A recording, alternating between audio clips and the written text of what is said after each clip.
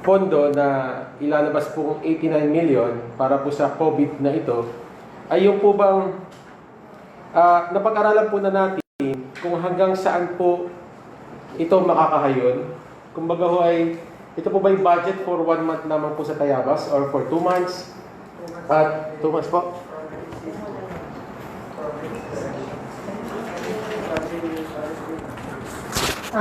Napapaloob po dito, yung po napapalooban po ng na ito po ay bali 3 buwan po. 3 buwan pong budget para po sa buong mamamayan po ng bayan ng Tayabas. Bali ma'am, ang ibig pong sabihin ay ang 89 million po na nais po ninyong ipa-aproba ay sigurado pong 3 buwan po na bugin po ba o sapat na po sa lahat po ng mamamayan ng bayan ng Tayabas? Ito po ba'y kasya na? Sa pagkakaalam ko po, ito po ay doon po sa mga mas nangangailangan po nating mga mamamayan. Sige po ma'am, inaano ko lang po, nililiwanag ko lang admin at sa inyo pong grupo na yung pong budget na iyon ay maganda po yung mapag-aralang mabuti at kunin po natin ang datos ng mga barangay chairmans, ilan po ang nasasakupan, na ilang bahay ang apektado at minsan po kasi alam naman po natin na kambawa ay kasya ba ang 2 kilo, 3 kilo at ito ba'y tatagal ng 2 araw, 3 araw nang sa gayon po ay sapat po ang ating datos versus po sa ibibigay na ayuda. Yun lang po ang aming nais dito sa planning. Yung pong ayuda ay eksaktong-eksakto sa datos at sa time frame kung yan po ay 2 buwan, 3 buwan versus sa budget. So yun lang po ang nililinaw natin dito ma'am. We are on the planning that Tayabas City will give, out an 89 million. So sisiguraduhin lang po natin dito yung assurance na ang ating pong mamamayan within that time frame ay sakop po ng budget na iyon. Kung ito po ay kasama ang bigas, kasama ang ulam, ilang tahanan, at ano pong kapasidad nito, maging mga bidisina o gatas ng mga bata, is nasasakupan po yung eksaktong time frame na iyon. At kung hanggat maaari nga po, meron tayong 10% to 20% na pasobra at mas mainam po iyon. Ano po Sir Admin? Thank you Mr. Presiding Officer. Yung pong binabanggit ni Honorable Luces ay tapos na po kami dun sa pag-aaral. Ang iniharap po namin dito ay yung plano na ating babalikan na lamang upang maisagawa. Yung pong binabanggit na halaga na kabuang mahigit 89 million ay sasaklaw dun sa kasalukuyang pangangailangan ng ating quarantine period hanggang April 13. At naglagay po kami ng provision para sa possible extension of the quarantine period na 60 days. Kaya po binanggit kanina ni Budget Officer 3 buwan. Meaning, the current quarantine period of 30 days plus an extension of 60 days. So, yun po yung plano namin na ginawa. Lahat po ng aming ginawang pagpaplano ay base sa mga datos na hawak ng ating city government. Yan po ay masusi namin pinag-aralan. Salamat po, Sir Admin. Yun lang po, kung yung pong inyo pong datos ay galing doon, yun po ay galing din po sa mga barangay chairmans. Gawa po, Sir, sila po ang may actual datos. Maitanong ko lang po, yun po ba ay sakto din po sa ating mga barangay chairmans para po ang ating mga barangay chairmans ay makapag-ayuda din po ng sapat talaga at hindi po magkulang. Yun po ba ay meron din po kayong datos, Admin? Thank you. Mr. President, sandali lang po. Para po sa kaayusan ng pagpapadali ng ating pupulong, ay I will allow 2 questions per councilor. Tapos saka po pag nakaikot na, saka po uli kayo magtanong. Proceed, sir. Thank you, Mr. Presiding Officer. Mr. Presiding Officer, magalang po kung binabanggit sa inyo, natapos na po kami ron sa estado ng pag-aaral. Kung datos po ang pag-uusapan, ang tanggapan po ng punong ekutibo ay kumpleto sa lahat ng datos. Hindi po dito, ang aming mga iniharap ay datang kinathalang namin. Meron I ka take pa? responsibility for all the data that we are going to present here. Okay po, Consiel Business, meron ka pang isa? Yun lang po. At kompleto na daw po sila ay i-check ko na lang po doon sa dokumento din po nilang ipapresent po sa atin. Maraming salamat po, Consiel Jerry Carboy. Yes, Mr. Chair. Ang pinag-uusapan po natin dito ay plano pa lamang. So, I believe i-discuss natin thoroughly all the specific budget ng ating pong 89 million ay sa presentation ng ating budget hearing sa supplemental budget, Mr. Presiding Officer. So, for this supplemental investment program, nangyari po na COVID ay wala sa ating annual investment program sapagkat ito ay dumating ngayon, ay check na ito ay mga kailangan ng supplemental investment program para po ma-combat natin o malabanan natin at magkaroon tayo ng maagarang plano kung paano natin makukontain at kung paano natin mabibigyan ng kasapatang pondo ang nasabing mga related expenses sa ating pong COVID. So, dito po sa 89 million, 189,000 ay 89,189,000 na na-consider ng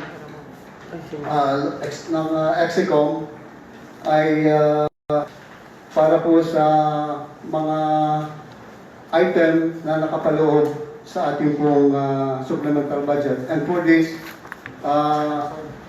ang 89 million po na nakaplano ito ay ma-present thoroughly pati source of income, source of fund ay sa ating pong presentation but hearing ng supplemental budget mismo. So for this plan ay wala pa pong perang involved dito. Ito po ay mga plano na pinagtibay ng ating Execom. So I believe, Mr. Presiding Officer, para po dito na una nating maipasa at requisitos na may muna ang plano bago tayo makapag-aproba at makatungo sa ating supplemental budget. For this, Mr. Presiding Officer, ay ang nakapaloob po sa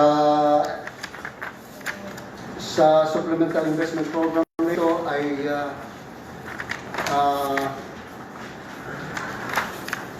ang resolution na mag-a-adapt sa investment program of the City of Tayabas for 2020 considered by Executive Committee of the Local Development Council on its March 22, 2020 meeting through LDC Execom Resolution number 2020-03, a resolution approving the Supplemental Investment Program 2020 amounting to 89,189,000 pesos allocated to different programs, projects, and services for controlling and preventing the spread of coronavirus disease in the City of Tayabas. Narito po yung reference program, schedule of implementation, yung amount. At ang total po nito, katulad ng nabanggit ni Ma'am Budget, ay amounting to 89,189,000. Tama po ba? 1,000? So, Mr. Presiding Officer, para po tayo ay makapagpatuloy at ma-approve natin ito, then ang presentation of the appropriation or allocation ay madidiscuss natin thoroughly kapag na po sa mismong mga itemized na nakalagay po sa supplemental budget. Mr. Presiding Officer. Maraming salamat po sa iyong panukala at yung po yung ating kinukonsidera. Pero kaya po na nasabi ko kanina, kinakailangan muna marinig natin lahat na sasabihin ng mga konsehal sa puntong ito. Konsehal Abrigo. Thank you very much, Mr. Presiding Officer. Ay sadyang hinahabol ay panahon Dito lamang po kamakailan ay magdeklara ang Pangulo nung na tayo ay nagbigay ang Kongreso sa Pangulo ng emergency power na kung saan ay doon ay naktasan na ang lokal na pamahalaan ay i-exhaust ang lahat ng means in order to mitigate the possible threats of COVID-19. Nakakatuwa naman po at ang sangay ng ekutibo ng lokal na pamahalaan ay agad-agad na nagsagawa ng pagpaplano at pagbabalakas in anticipation that this turmoil that we are experiencing will not only last for a month, but more so will be probably extended for additional 30 to 60 days. Today is March 27, and local budget circular was only released yesterday. And we all know that in this time of emergency, time is of the essence. Just for the record, Mr. Presiding Officer, I would like just to ask admin, our administrator, pertaining to this local budget circular number 124, series of March 26, 2020, particularly 2.6. All COVID-19 related PPAs to be funded by the LGU should be part of their respective approved annual investment programs. In case the COVID-19 related PPAs are not among those included in the approved annual investment program, the Local Development Council shall prepare a supplementary investment program for the purpose to be approved by the local Sangguniang. And hence, earlier, there was an emergency meeting of the Executive Committee of the Local Development Council. Tama nga po ba ako, Admin? Yes, Mr. President Officer. However, verbatim, it is stated here that what has been specified is Local Development Council. And what we have convened this morning is the Executive Committee or the LDC. However, as what I told earlier, that we are in the exigency and we are battling time here. How do we reconcile convening Executive Committee LDC to this item 2.6, wherein the LDC has been mentioned, Sir Admin? Yes, Mr. Presiding Officer. Our practice is for this procedure, we let the resolution passed by the LDC Execom be ratified by the full council, membership of the Local Development Council.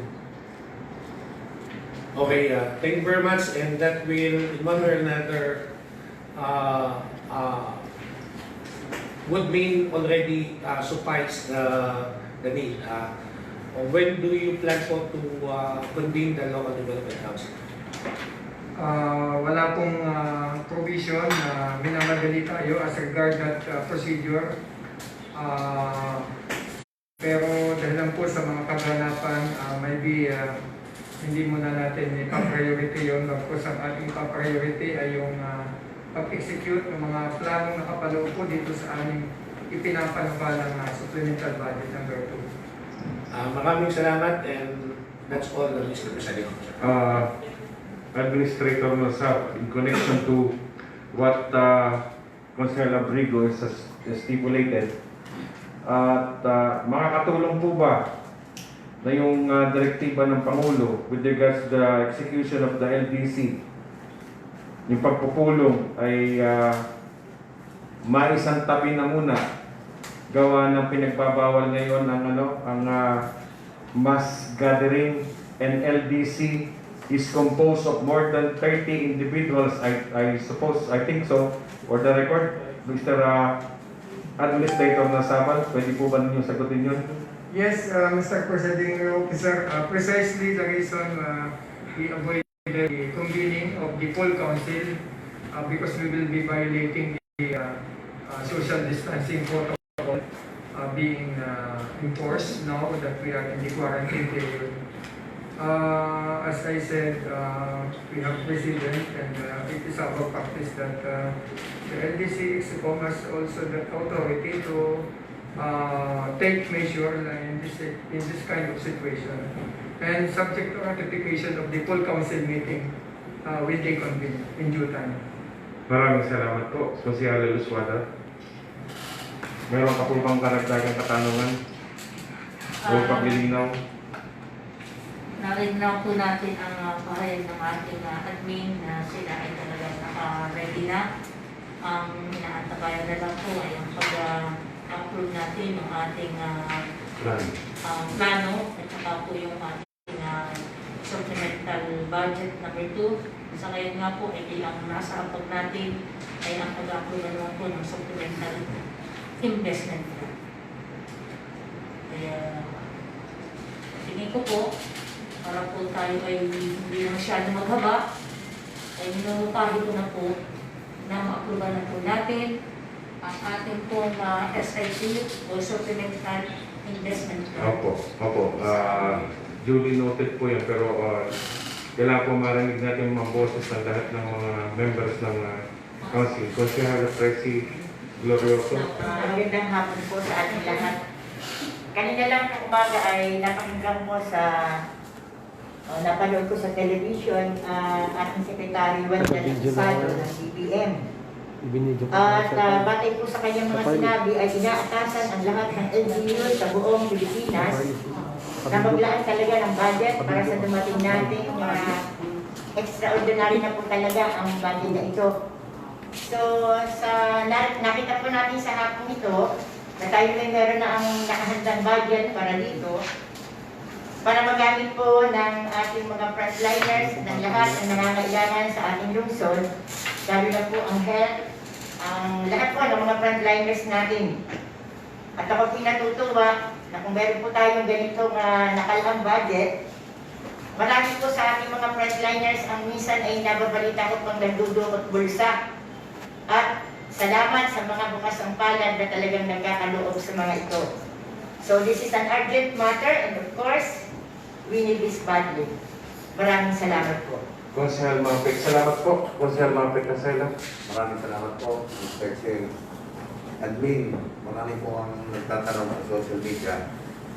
Particular po ay yung mga nasanay ng transportasyon na siyang talagang apektado ng krisis na ito. Gusto ko lang po na representasyon ito na malaman kung may ipamimigay po ba tayong cash assistance para sa hanay ng mga walang hanap buhay. Maraming salamat po. Yes, Mr. Presiding Officer, if I may. Opo. Marami pong pamamaraan ng pagtulong. Pwede po nga yung cash assistance, pwede rin po yung ginagawa natin ngayon.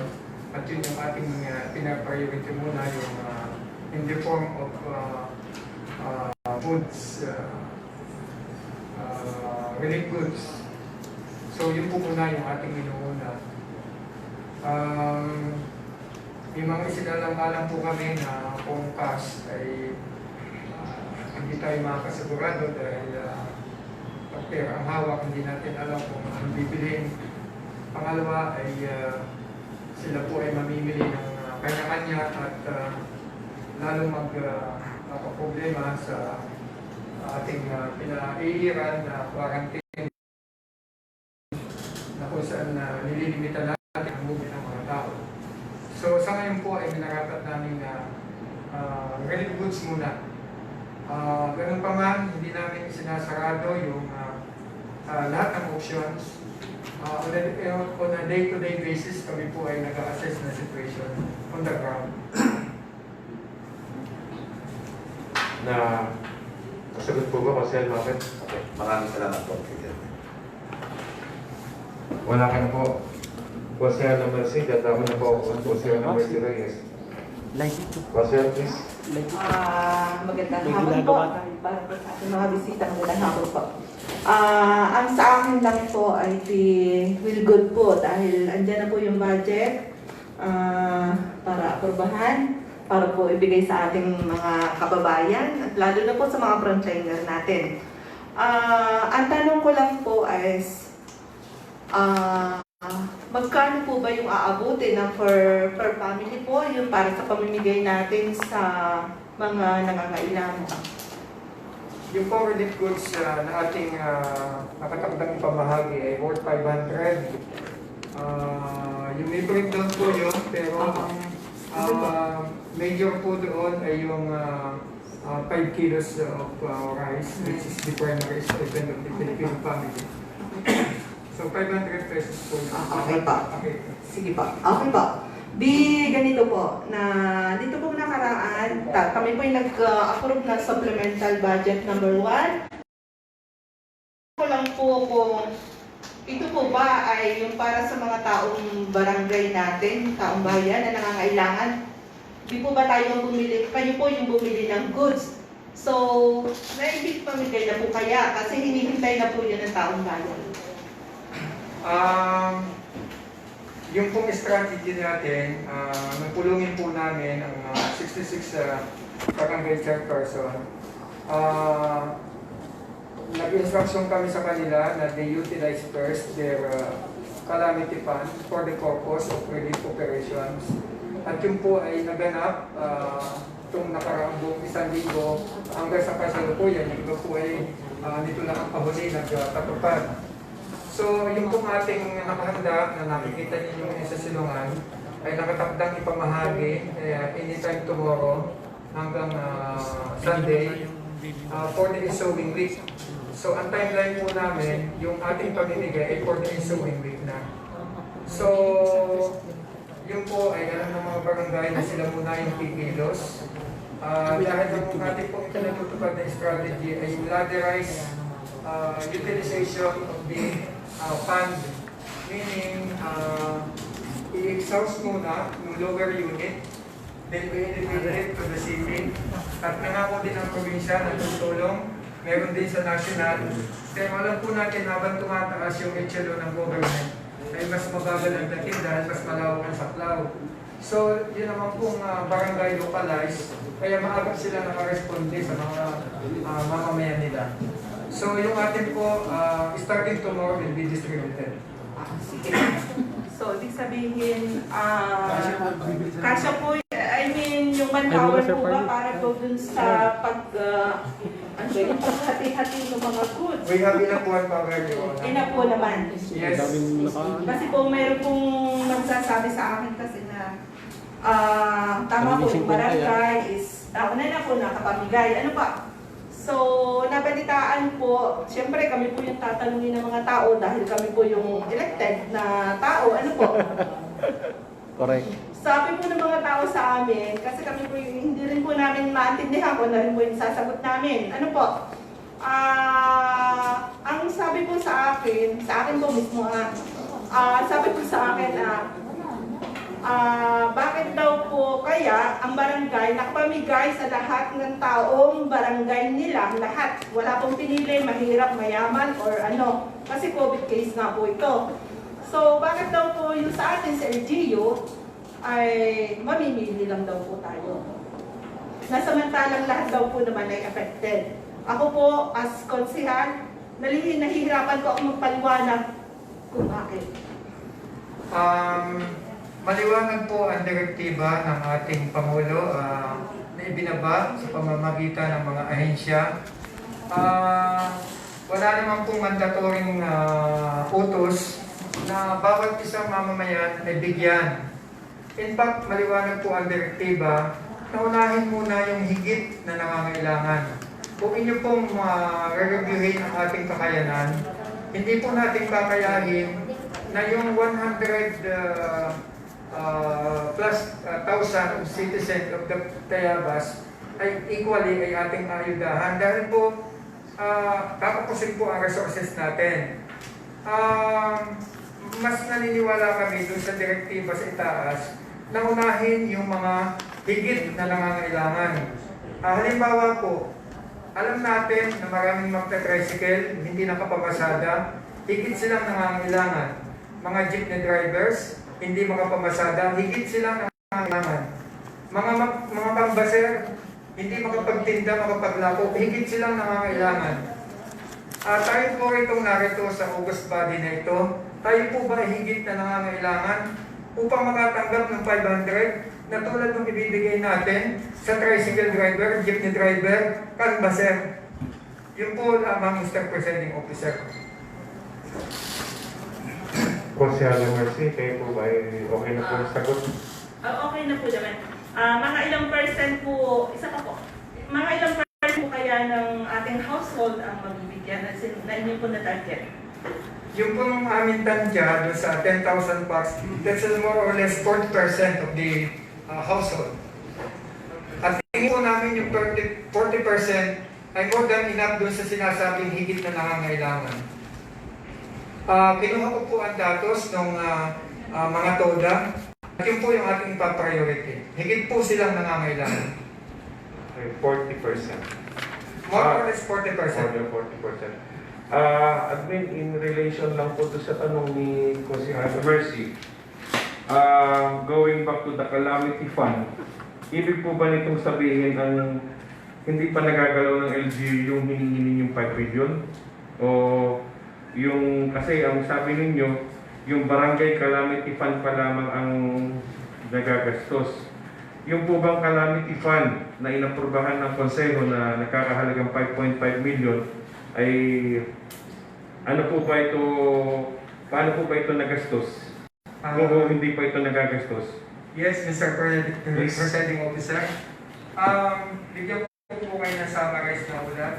Yung pong 5 milyon ay inilaan natin sa mga health logistics, meaning yung po yung pinambili natin ng mga gamit ng frontliners, yung mga pinanlilinis, kasama na po yung thermometer natin, scanner na partial pa lang yung marating, face mask, marami po yun. Yung po ay may kabuwang 5 milyon. Meron na pong mga partial deliveries na mating. Yung po ay lahat ay atin na i-purchase request. Yung pong 0.5, yung po yung pinagpunan natin ng ayuda, yung tinatawag natin food assistance doon sa mga nasa checkpoint. Yung pong 500,000, ang atin na pong na-release ay 301,500. So, nasa kulang 200 na po yung balance in all. Yung po namang ay binili natin ng relief, yung po ay hindi namin kasamang pinapagbahan dahil ito po ay kinuha namin ay doon sa ating QRF o Quick Response Fund. Umabot na po yung ating nagagastos sa QRF mahigit 4.5 million, pero yung po naman ay 10.9 million. Kaya lamang yung po ay for the whole year, kaya po medyo yun ang aming pinag-aalala dahil ngayon po ay month of March pa lamang. So 4.5 billion yun po yung kanina na sinasabi kong nakahanda nating mga relief goods. So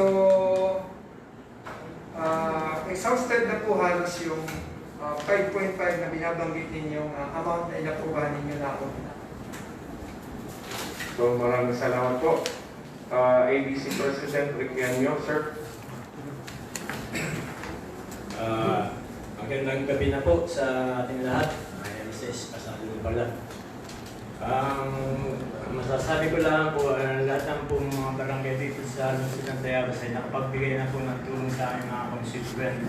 At narito na nga po, meron na tayong supplemental budget number 2. Sana nga po ito yung ma-approve na ngayong hapong ito, ngayong gabi ito, para mabigyan tulong muli ang ating mga kabaranggayan na naghihirap ngayon dahil ngayon hindi makapagtrabaho. Ay sana nga po, ako na po ay pagamat may motion na po, ako yung segunda na ito sa bahay po ni Konsyalo. Okay po. SK President. you have something to answer? Magandang gabi po sa ating lahat. Yung katanungan ko naman po ay nasagot na kanina. Katanungan po kanina ni Nico Sergio. So, ang sa akin naman po ay ako po ay sumusuporta sa pag-aproba ng supplemental budget.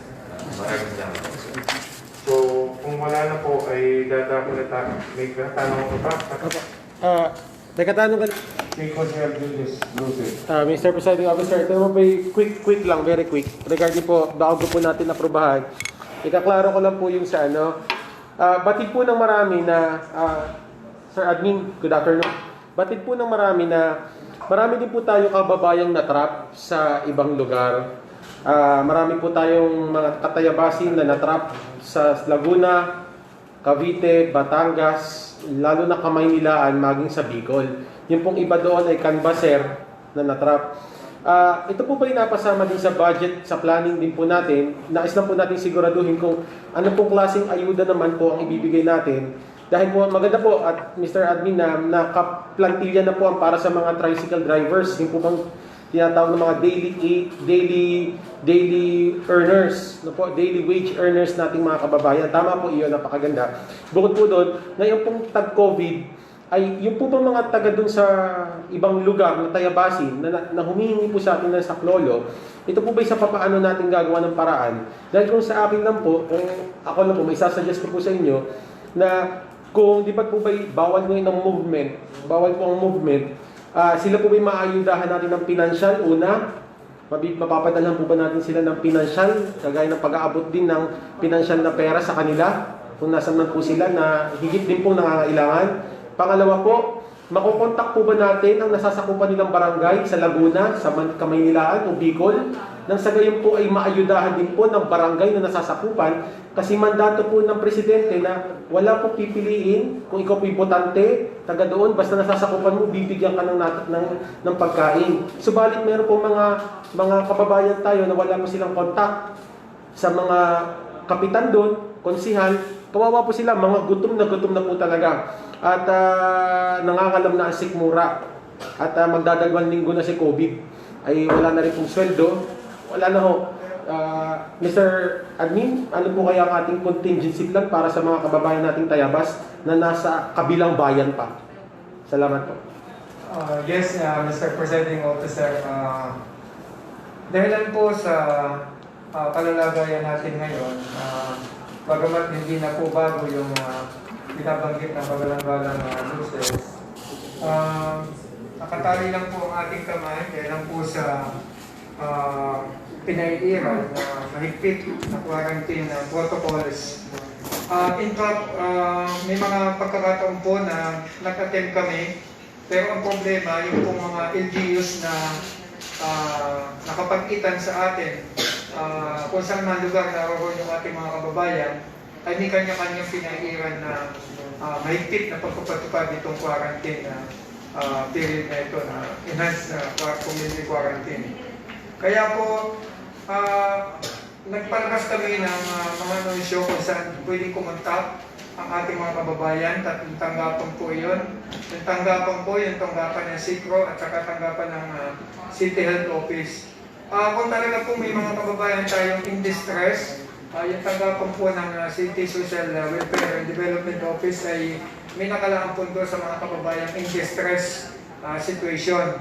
Pero yung pong mga pamilya nila, katulad ng binanggit ko, ay kabilang po dun sa mahigit kumulang 40% na pangunahing ayudahan natin. Yung pong sinasabi ko kanina, tricycle, jeepney drivers, at saka mga kabwaser. Okay, maraming salamat po. At ngayon po naman ay pagbibigyan natin yung mga naka-video conferencing. Sinong nasa sa active line na ngayon sa Joe? Sino? Si Aposel Romero, please. Aposel Romero, you are recognized po. Yes, thank you, Mr. Presiding Officer. Magandang gabi na po sa ating lahat. Magandang gabi, City Administrator Diego. Magandang gabi po. Ang pinag-uusapan po natin dito ay another supplemental budget number 2 para po labanan ng COVID-19.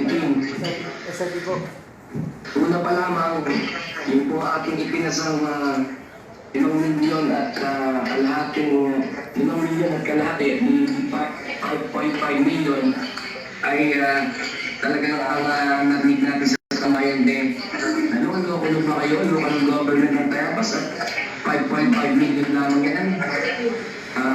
At po na ang lahat ng mga konsyel ay nakarating sa iyan. Alam po natin na maliit ang 5.5 million. At alam din naman natin na marami pa rin ang ginagawang paghahanap sa atin ng marami nating mga kababayan. Sana, pagkakataong ito, mahirap po sa amin ang dito makipag-participate pero hindi namin masyadong maintindihan lalo na yung sinasabing video.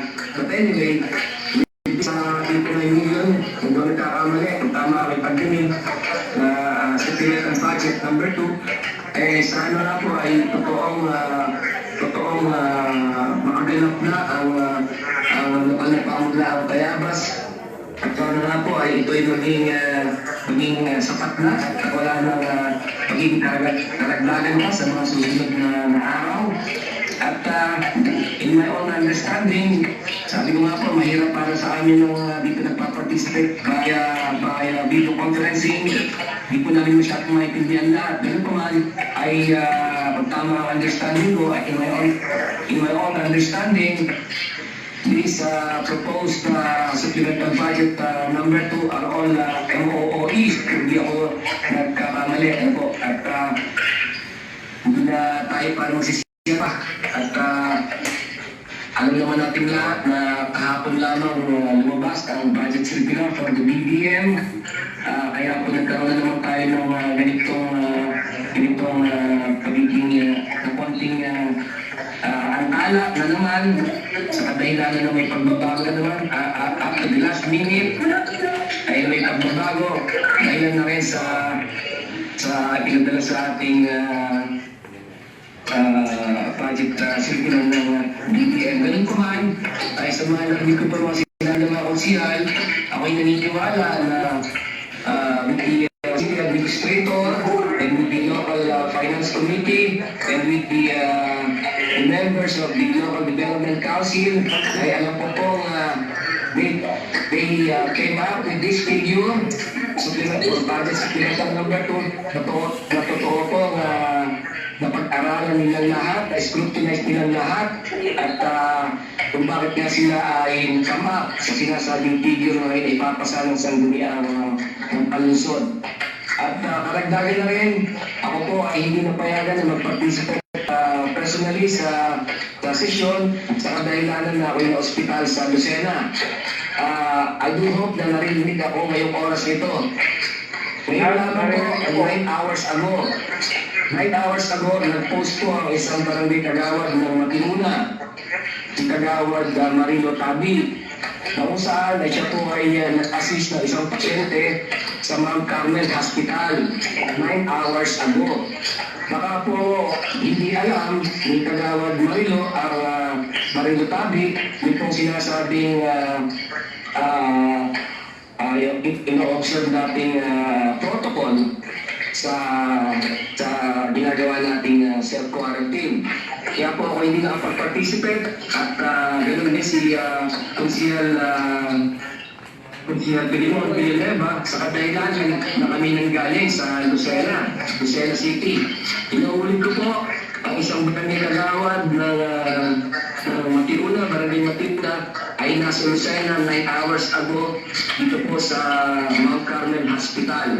At ako'y maasa na in all of people care ay ma-advise po sana siguro ang nasabing personalidad. At ang sabihin po ay siya yung self-quarantine na rin, wala po sa araw na ito. At ako po ay isa sa who will be voting favorably of the passage of the proposed supplemental budget number 2 of the City of Caracas. Maraming salamat. Maraming salamat po, President Romero. At si Paula.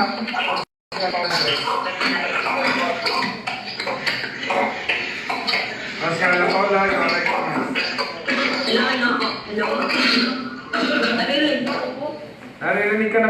Magandang hapon po, Mr. Presiding Officer at Administrator Jenny Persano. Ito po ay para sa ating mga mayroong Tayabas upang maitawid po tayo sa sitwasyon ito, lalo't higit sa mga protectors po natin, sa mga kababayan, lalo po natin sa mga laylayan ng ating Tayabas. Unahin po natin ang COVID-19 na ito, huwag na po natin itong payagang makapasok dito sa ating syudad. Marapat po na ito po ay ating aprobahan na. Ako po ay isa sa pumapabot at sumusuporta sa supplemental budget ng budget. Maraming salamat po, Mr. President Officer. Maraming salamat po, Mr. Pilimon, Villanueva. Magandang gabi po, Mr. President Officer, Mike Manay, sa akin po mga kasamahan at sa lahat po na nandyan sa aking talagang ito. Ito po rin ito mo, pwede pasa sa supplemental number 2. Pag ito siya ay pakilaman na aking susunod na at mamaya na nandito sa pulingin at nais ko rin po ulitin na yung kinabak ng Sandino tungkol sa na kami ay naka-transparency dahil nakakano po. At sana po ay maipatin sa sangguni ang sa aligan ng mga kapitan, sa lahat ng mga kapitan at mga agawa na ito hindi na pwedeng pansela at ano mga natin kung may kaso ng COVID-19 na talagang ang nabibilang mga pagkakaan at saan sa mga pinaka-bigyan mga pagkakaan. Maraming salamat po, Mr. Pilimon. At meron pong nawan ng motion ng Mr. Jerry Kakbay kanina para sa presentasyon na ng budget officer at sa investment plan ito, supplemental investment plan. Maaari po ba natin mapakinggan ang pagpapresent ng tapos na yung motion mo. So, sa punto pong ito, ang motion naman ni Konsehala Luz Quadra ang ating pag-uusapan. Kung wala na po kayong katanungan pa, o gusto pang linawin sa aspeto na itong supplemental investment plan na ito, ay tatanungin ko na po si Konsehala Luz tungkol do sa kanyang motion at kung sino sumisigil na rito.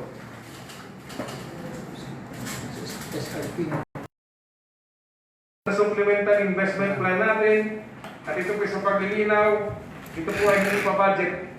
Yes po, kagalagalang tagapangulo. Ang minumungkahi ko pong mabuo kanina ay ang ating pong supplemental investment program. Meron po ba po ang pangalawa? At ito po ay pinapakalawahan ng lahat, supplemental investment Approve. plan. 89 million pa. Approve. Number 2.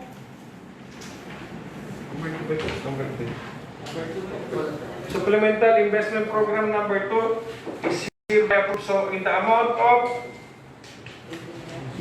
89,189,000 pesos. Ano? On committee level. So ordered.